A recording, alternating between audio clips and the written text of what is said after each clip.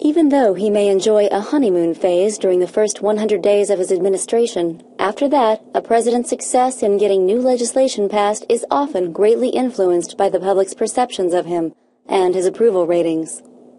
To maintain support, presidents try to gauge the public's response to their ideas and goals. Approval polls conducted by private polling organizations are often used to help a president in shaping policy.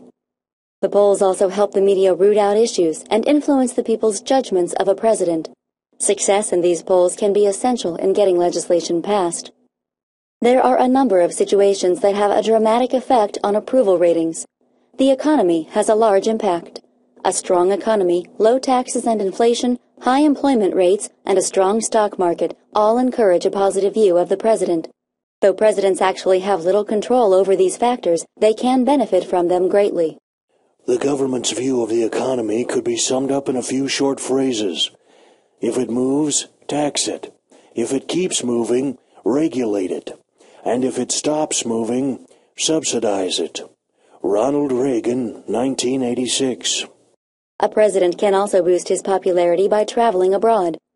President Nixon's position in the polls went up when he negotiated trade agreements in China and arms reductions in the Soviet Union. A national crisis can give a president's ratings a boost if he handles the situation well. Americans traditionally support the president after a disaster or act of aggression. President Roosevelt following the attack on Pearl Harbor, President Truman after the North Korean attack, and President Kennedy after the Cuban Missile Crisis all saw approval ratings jump. Along the same lines, a war can also boost approval ratings if it is short, successful, and has a low number of American casualties. For instance, President Reagan's image got a boost after military success in Grenada, and George Bush Sr.'s rating got a shot in the arm with the quick and dramatic victory in Iraq. In contrast, there are other situations that can drain a president's approval rating.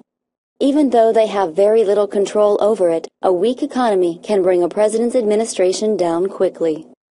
I, however, place economy among the first and most important of Republican virtues, and public debt as the greatest of the dangers to be feared. Thomas Jefferson, 1816. Foreign difficulties can also depress a president's public approval. When President Clinton ordered a humanitarian mission in Somalia and it went awry, Clinton's image took a big hit. The same happened to Jimmy Carter when American hostages were taken in Iran. Scandals are another way to dampen public enthusiasm for a president.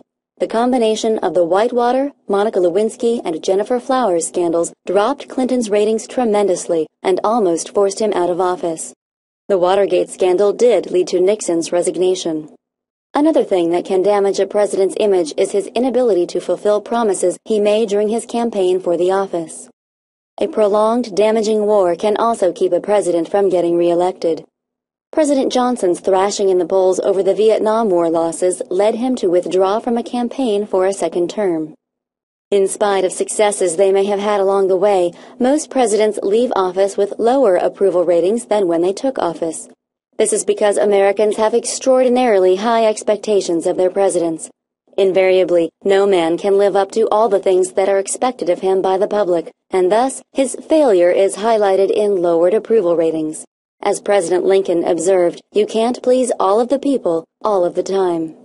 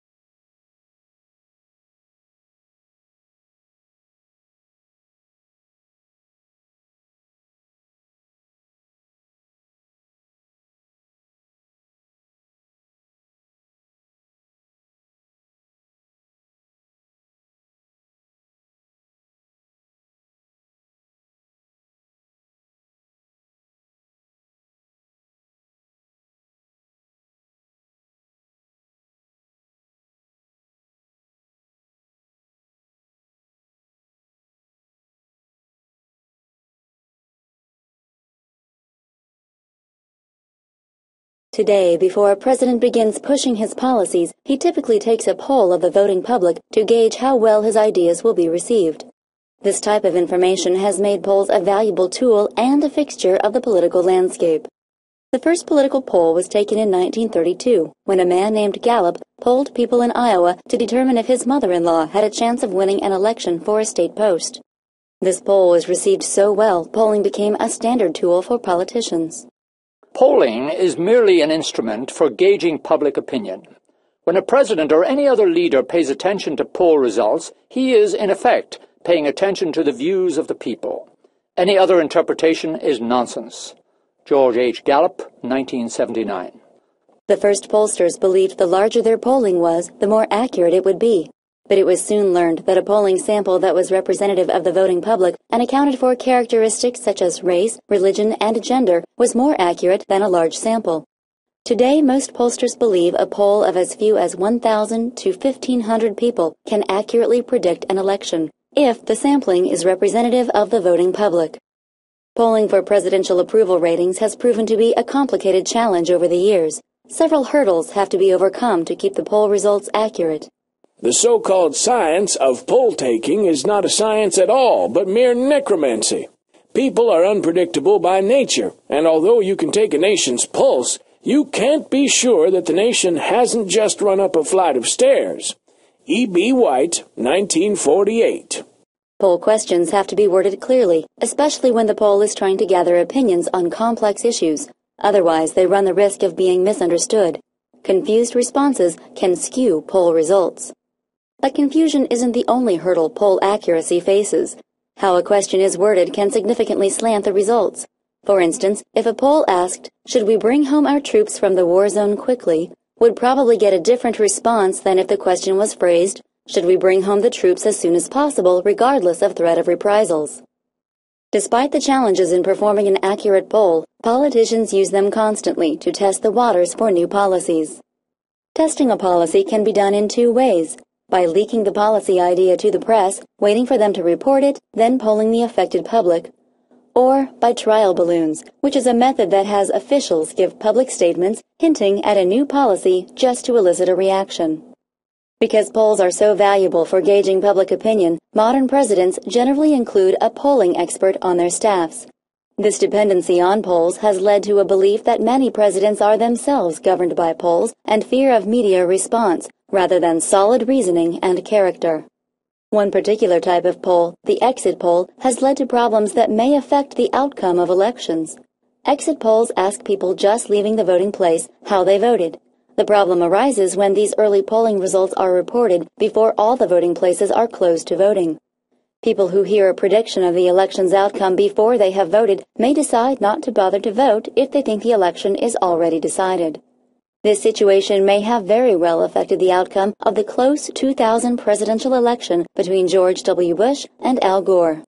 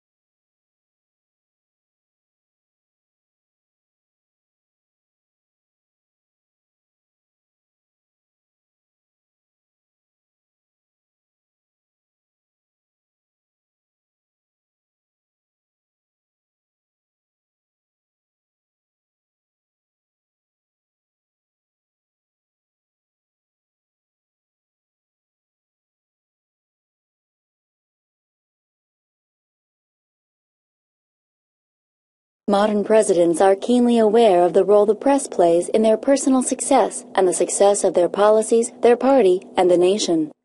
The press serves as an information conduit between the government and the people, and also greatly affects public opinion of presidents and their policies. The first president to recognize the importance of the press and go out of his way to involve them was Theodore Roosevelt. He even made sure the new West Wing of the White House that was being built included a press room for newspapermen to have an area to gather and work. President Hoover created the position of the press secretary to keep the press informed of his views and actions. Franklin Roosevelt expanded the role of the press secretary, required them to also manage the content and flow of information during the trying times of the Great Depression and World War II. As the press secretary's role expanded, the position became supported by a large staff, one that not only provides information to the press, but also briefs the President and White House staff on what the media wants to know. The Office of the Press Secretary arranges interviews, advises the press of photo opportunities, and coordinates the dissemination of information. The Press Secretary is also responsible for coordinating press conferences. Some of these media events are confined affairs where the press is restricted to asking questions only about the specific topic at hand. Others may be much less formal and allow questions on a variety of topics. Today, most presidents hold on average one press conference per month. Obviously, what he says to the press can make or break a president's policy success. Most presidents carefully weigh their communications with the press to keep from making impulsive remarks that can derail their goals. For this reason, most presidential communications with the press are prepared speeches that have been reviewed to make sure the desired message is sent. The media and the president both have a goal of informing the public, but dealing with a press that is on the hunt can be a difficult task. Some presidents, such as Kennedy and Clinton, relished their relationships with the press and used media attention to their advantage. But others, such as Nixon and Carter, seldom seemed comfortable being the constant focus of often critical attention. The American people are entitled to see the president and to hear his views directly, and not to see him only through the press. Richard M. Nixon, 1970. Both Nixon and Carter found the press intrusive and felt that media demands consumed time that could have been better spent running the country. I look forward to these confrontations with the press to kind of balance up the nice pleasant things that have come to me as president. Jimmy Carter, 1977. As one might expect, presidents who show disdain toward the press tend to be portrayed by the press in a negative slant. This obviously can have a great impact on approval ratings.